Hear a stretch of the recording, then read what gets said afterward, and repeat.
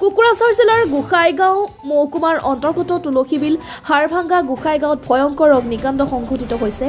আজিবৰ আলী শেখৰ ঘৰত ৰাতি আনুমানিক 10 বজাত ঘৰত জুই লাগি চাৰখাৰ হ'ল 3টাকৈ ঘৰ।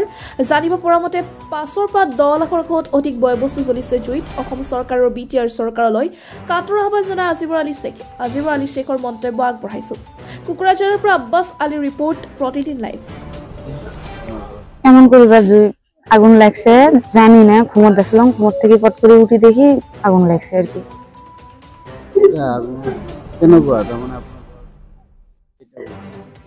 তিনটে টাকা আছিল 8-10 লাখ ক্যাশে, মনে আছিল 4-5 লাখ ক্যাশ আছিল। তারপরে ঘর বাড়ি আছে, বস্তু বাহিনী তো আছে, নথিপত্র মাটির কাগজ আছে, তারপরে ID, voter ID, PAN card, Aadhaar card, এগুলো বাচ্চার জন্ম সার্টিফিকেট, হ্যাঁ বাকি কিছু পাওয়া যায় না। কতগুলো তো ছাইও পাওয়া যায় না, বোঝাই যায় না। হ্যাঁ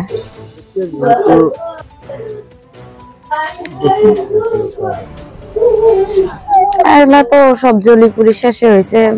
সরকারও এতটুকু দাবি জানাই যে কিছু সহায় সুবিধা করে, যাতে আমার বিষয়টা নিয়ে অল্প যাতে আলোচনা করে, সুবিধা আগ বাড়ায় যাতে। মোর নাম আজিবর আলী শেখ, গাঁও হারভাঙ্গা গোসাইগাঁও। আজি মানে রাতি 10:30 মান বজাত মানে আমি খাই বই কিনে শুইছো। হওয়ার পিছত চালু যে কিবা গন্ধ ওলাই আছে, তো গন্ধ ওলাই আছে ঘরের পৰা ওলাই চাও কিনে মানে ঘৰ মানে পুৰা জুই লাগিছে। জুই লাগি পুৰা এনেকুৱা পরিস্থিতি হয়েছে, মানে নিজের জীবন বচাটো মানে অসুবিধা হয়ে আছে। তার পিছত মানে চিল্লা চিল্লি করি মানুষ জড়ো কৰিলো, কৰাৰ পিছত মানে জুই কৰ পৰা লাগিছে গম নাপাও।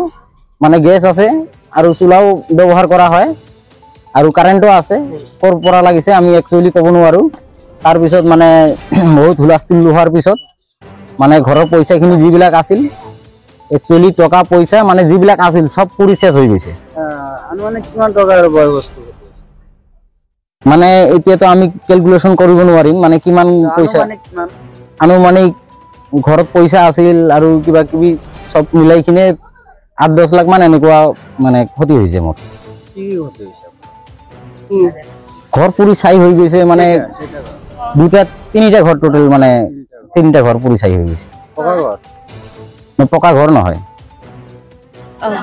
এতিয়া কি কব, যেহেতু বিটিআৰ চিফ প্ৰমোদ বড়ো আছে আৰু অসমৰ মুখ্যমন্ত্ৰী মহোদয় হয়, মই এইটো মানে কৰজোৰে অনুৰোধ কৰিছো।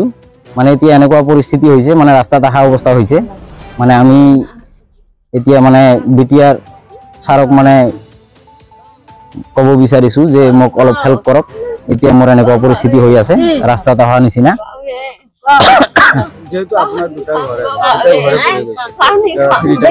আপনি এতিয়া ক'ত থাকিব? এতিয়া এনেকুৱা পৰিস্থিতি হৈছে, ৰাস্তাত থাকিব লগা পৰিস্থিতি হৈছে, মানে ঘৰতো থাকিব লগা এনেকুৱা মানে কিবা চিষ্টেমে নাই, সব জুই লাগি কিনে একেবাৰে ছাই হৈ গৈছে।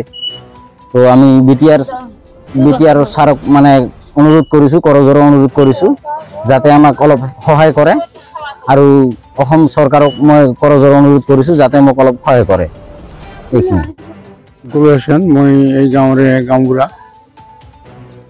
মানে যেহেতু দুঃখৰ মানে পৰ্যটকৰ কথা, আজি বৰৰ মানে ঘৰতে থাকে, ঘৰ উঠাই আছে বিদ্যানী, আৰ ঘৰটো আজি পুৰি গল। মানে বহুত দুঃখৰ বিষয় আর কি, আফসোসের বিষয়। মানে কমসে কম তার টাকা পয়সা, কাপড় কানি, ধানও আসলে ঘরত, মানে এইবিলাক জ্বলি গল। মানে কিমান টকা? কমসে কম 10-12 লাখ টাকা হব আর কি। আর ঘর 3টা গল, মানে ঘর 3টা ম্যাক্সিমাম 15-16 লাখ টাকা হব। এতিয়া যেহেতু বিটিআৰ চিফ প্ৰমোদ বড়ো ছাৰে আছে, অসমৰ মুখ্যমন্ত্ৰীৰ মহোদয়ৰ ওচৰত আমি অনুৰোধ জনাওঁ যে এই দুখীয়া মানুহ পৰিয়ালৰ যাতে মানে সহায় সহযোগিতা পায়, এইখিনি আমি আশা কৰোঁ। যাতে উপকৃত হয়। আৰু আমাৰ বিটিচিৰ চিফ মহাদৰ কাছে অনুৰোধ কৰোঁ যাতে দুখীয়া পৰিয়ালটোৰ চৰকাৰৰ পৰা কিছু সাহায্য অনুদান আগবঢ়ায়, এইখিনি মোৰ অনুৰোধ।